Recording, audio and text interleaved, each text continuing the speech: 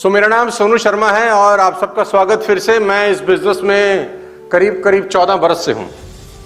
Prior to this I used to teach. मैं इस खूबसूरत नेटवर्क मार्केटिंग इंडस्ट्री में आने से पहले पढ़ाया करता था और करीब 4 बरस मैंने फरीदाबाद में अपने ही रेजिडेंस पे कोचिंग क्लासेस कराया, जिसमें हम लोग मैथमेटिक्स, टैक्सेशन और ये सब कुछ पढ़ाया करते थे। मैं पास आउट हूं फरीदाबाद डीपीएस से, दयानंद पब्लिक स्कूल। हाँ, इसलिए बोलते हैं ताकि थोड़ा सा रिच फीलिंग आती है, दयानंद पब्लिक स्कूल बहुत ही एक औसत स्कूल था हमारे टाइम के अंदर और मैं उससे पास आउट हूँ और बिलो एवरेज स्टूडेंट हुआ करता था अपने स्कूल के अंदर। और 8th में 6 सब्जेक्ट में 5 में फेल हो गया था, 1 में पास था। तो मेरे प्रिंसिपल ने मेरे पिताजी को बुला के कहा कि एक लड़का एक सब्जेक्ट में कुछ ज़्यादा ही मेहनत कर रहा है। क्लास में 40 बच्चे होते थे और हमारा नंबर 36, 37, 38 आता था। इस बात की हमेशा तसल्ली है हमको कि 40वें नंबर पे कभी नहीं गए हम। और ये हंस तो ऐसे रहे हैं सारे स्कॉलर बैठे हो जैसे यहाँ पे। मजाक तो हमारा ऐसे उड़ा रहे हैं जैसे पद्म विभूषण, पद्म श्री सब यहीं आए हो अवतार लेकर। ये मेरी कहानी है। स्कूल में हम लोग बहुत नालायक हुआ करते थे। 11th में फेल हो गया मैं और फर्स्ट ईयर में भी फेल हो गया था।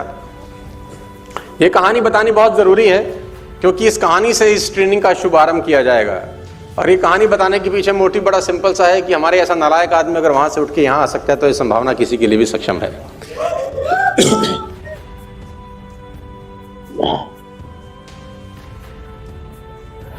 40 बच्चों की क्लास, 37th हमारा रैंक।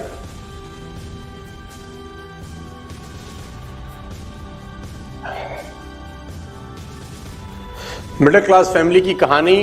पैसों के लिए घर घर में झगड़े होते देखना, 100 रुपए के लिए घर में झूठ बोला जाता था। और मुझे ये सब बातें बताते हुए कोई शर्म नहीं आती क्योंकि आदमी को अपनी औकात और अतीत कभी नहीं भूलना चाहिए।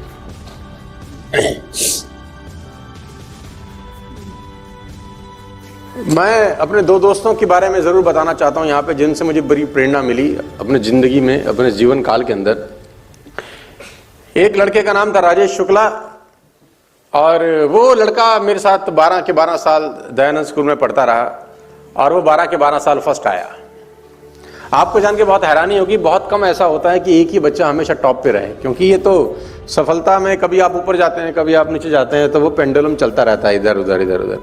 लेकिन वो राजेश की मैं बड़ी इज्जत करता हूँ और मेरा बड़ा अच्छा दोस्त है। अभी कभी कभी मुलाकात भी मेरी उससे हो जाती है। वो 12 के 12 साल फर्स्ट आया। कोई माई का लाल नहीं पैदा हुआ जो उसको सेकंड कर सके। पता नहीं क्या खाता था, उसकी माँ उसको कैसे पढ़ाती थी। ड्राइंग बहुत शानदार थी, पढ़ता बहुत शानदार था, खूबसूरत बहुत था, लड़कियां उसी पे मरती थी। मतलब ऐसे कहता है कि कोई पुण्य किए होंगे, ऐसा जन्म मिला उसको। 12 के 12 साल फर्स्ट आया सर। सेकंड लड़के पे, जो सेकंड लड़का आता था मेरी क्लास में, उसका नाम था शरद यादव। मेरा बड़ा अच्छा दोस्त है, अभी कभी कभी उससे भी मेरी मुलाकात होती है। वो 12 के 12 साल सेकंड आया। बड़ी अजीब इत्तेफाक था मेरे स्कूल के अंदर, मेरी क्लास के अंदर, कि फर्स्ट आने वाला 12 साल सेकंड ना हो सका, सेकंड वाला पूरी मेहनत करके फर्स्ट ना जा सका। और दोनों में कट थ्रोट कंपटीशन था, दोनों अगल बगल में रहते थे और उन दोनों के कंपटीशन के कारण उनके घर वालों का भी कंपटीशन था। 3rd, 4th, 5th रैंक के लिए जरूर लड़ाई झगड़ा चलता था क्लास के बच्चों में। अपने को कोई टेंशन नहीं थी। 36, 37, 38 हमारो क्या दिक्कत थी। हमारे को तकलीफ तब होती थी जब असेंबली की जाती थी। जब असेंबली होता था 1 बरस के बाद, तो इनाम दिए जाते थे हमारे टाइम के अंदर, है ना। First rank goes to mister Rajesh. हमको पता था कि इसी को मिलता है सब। Second goes to Sharad, 3rd goes to ABCD चलता रहता था। और मुझे याद है अच्छे से, आपको मैं इतिहास में ले जाना चाहूंगा। जो फर्स्ट रैंक आता था लड़का, उसको राजदूत का एक ज्योमेट्री बॉक्स दिया जाता था। तुमको इतिहास में अगर मैं ले चलूँ, उसमें एक कंपास होता था, एक डी, एक स्केल। एक कंपास होता था जिसमें 2 चोंच होती थी। हमको समझ आज तक नहीं लगा साला बनाई क्यों गई थी ये, काहे को चूल लेनी है 2 चोंच। तुमको याद आया कुछ? तो राजदूत का पेंसिल बॉक्स मिलता था। The first rank goes to mister Rajesh. तो हम असेंडिंग ऑर्डर में बैठते थे। जिसका हाइट छोटा होता था वो आगे बैठता था। ऐसे ऐसे हम लोग असेंबली में बैठते थे। और 1 साल के बाद जब रिपोर्ट कार्ड देने की बारी आती थी तो सब टेबल के ऊपर वो प्राइज रखे होते थे रैप करके, लेकिन अंदर वही निकलता था राजदूत। सेकंड, जब first rank goes to Rajesh तो वो उठ के खड़ा होता था और जाता था टीचर की तरफ और उसको इनाम मिलता था। सेकंड रैंक गोज टू शरद, वो भी उठता था, अपना कपड़ा झाड़ के जाता था टीचर की तरफ, उसको मिलता था लंच बॉक्स प्लास्टिक का, एक छोटी डिब्बी सब्जी की, एक बड़ी डिब्बी रोटी रखने की, एक चम्मच होता था प्लास्टिक का, एक फोक टाइप होता था, उसको वो मिलता था। फर्स्ट व्यक्ति राजेश, सेकंड व्यक्ति शरद, दोनों जाते थे। हमारा भी एक काम था, हमारा काम था उन दोनों की जाते वक्त हमारे को तालियां बजानी होती थी। हमारे बिना भी असेंबली अधूरी थी, हमारा भी रोल था एक। तो दोस्तों 12 के 12 साल मैंने तालियां पीटी हैं। 12 के 12 साल हम तालियां पीटते रहे, ऊपर वाले को देख के बोलते रहे, कितनी ताली बजवा रहे रे बाबा, कितनी ताली बजवा रहे। आकाशवाणी हुई, एक दिन सूद समेत लौटाऊंगा, चिंता मत कर। एक दिन सूद समेत लौटाऊंगा, तू चिंता मत कर। तो उसकी वाणी बिल्कुल सत्य हो रही है। मैं नेटवर्क मार्केटिंग में आ गया दोस्तों, हालत बहुत अच्छी नहीं थी हम लोगों की, और ये बताना बहुत ज़रूरी है आपके लिए। बहुत तकलीफ वाले दिन से हम लोग डायरेक्ट सेल्स के अंदर आ गए, और डायरेक्ट सेल्स शुरू में तो बड़ा अच्छा बिजनेस लगता था दूर से, लेकिन अंदर आते ही मालूम चला कि मामला बड़ा गड़बड़ा है यार। यहाँ तो जिसको दिखाएं वही चमका दे।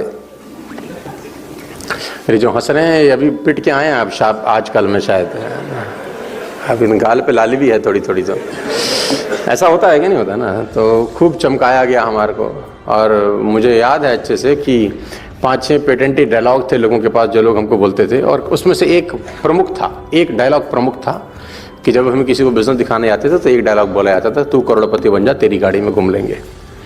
हमारे पास स्कूटर था, तो हम बोलते थे गाड़ी आएगी मर्सिडीज, घोड़ा बंदूक जैसी भी बुलडोजर सब खरीदेंगे हम एक दिन, देखना हमारी ज़िंदगी क्या सेट हो जाएगी। तो सामने वाले की तरफ से एक ही कॉमन जवाब था, तू बन जा करोड़पति, तेरी गाड़ी में घूम लेंगे। बड़ी हिम्मत जुटाते थे, दूसरे पे जाते थे वो भी यही बोलता था, तू बन जा करोड़पति, तेरी गाड़ी में घूम लेंगे। तीसरे के पास जाते थे, तू बन जा करोड़पति, तेरी गाड़ी में। चौथे के पास जाते थे, धंधा दिखाने, बिजनेस दिखाने, सेल क्लोज करने, तू बन जा करोड़पति, तेरी गाड़ी में घूमने। इतने सारे लोग बोले तू बन जा करोड़पति, तेरी गाड़ी में घूम लेंगे। भगवान ने उन सब की सुन ली, अपने को बना दिया, है ना। तो वो कार्यक्रम अभी तक चालू है, और नेटवर्क मार्केटिंग सामना सामना हुआ सितंबर 14, 2005 को। नेस्विस डिटेल्स हमारी ज़िंदगी में आ गया छलांग मारता हुआ, और 14 सितंबर 2005 से पहले का जीवन और 14 सितंबर 2005 के बाद के जीवन में ज़मीन और आसमान का फ़र्क हो गया। आप सबको बहुत बहुत बधाई देना चाहता हूं कि आप बहुत ख़तरनाक इंडस्ट्री में हैं, बहुत ज़बरदस्त इंडस्ट्री में, और बहुत ज़बरदस्त बिजनेस प्लेटफॉर्म के ऊपर हैं।